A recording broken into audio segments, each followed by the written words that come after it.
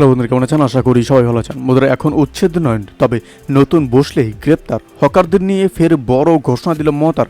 অবশ্য আমরা এই বিষয়ে বিস্তারিত আলোচনা করবো এবং আপনারা কিন্তু সাথে কিন্তু রিডিং দিতে পারেন। বন্ধুরা, এখনই হকার উচ্ছেদ করা হবে না, কারণ হকার উচ্ছেদ করা তার লক্ষ্য নয়। এবার এই কথাই জানিয়ে দিলেন রাজ্যের মুখ্যমন্ত্রী মমতা বন্দ্যোপাধ্যায়।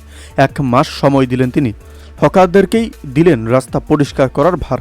তবে নতুন করে কোনো এলাকায় যদি হকার বসে, তাহলে তাকে গ্রেপ্তার করা হবে বলে হুঁশিয়ারি দিয়েছেন মুখ্যমন্ত্রী।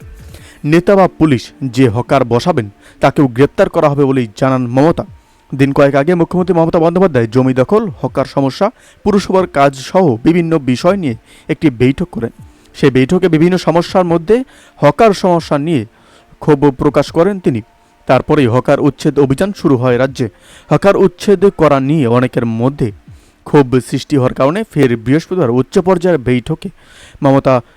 বৈঠকে মুখ্যমন্ত্রী মমতা বন্দ্যোপাধ্যায় স্পষ্ট জানিয়ে দেন, কারো চাকরি খাওয়ার অধিকার আমার নেই, কাউকে বেকার করার অধিকার নেই। লক্ষ লক্ষ মানুষ হকারি করে খায়। তার কথায় নতুন করে হকার বসলে গ্রেপ্তার হবে।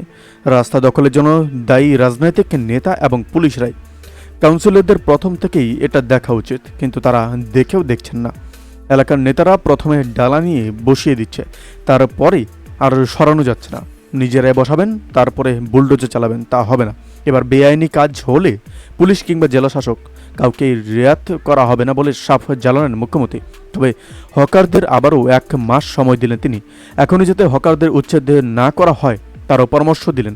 হকারদের প্রতি মুখ্যমন্ত্রী জানান, এই 1 মাসের মধ্যে যাতে নিজেদের দোকানপাট তারা গুছিয়ে নিতে শুরু করেন এবং রাস্তা পরিষ্কার করেন।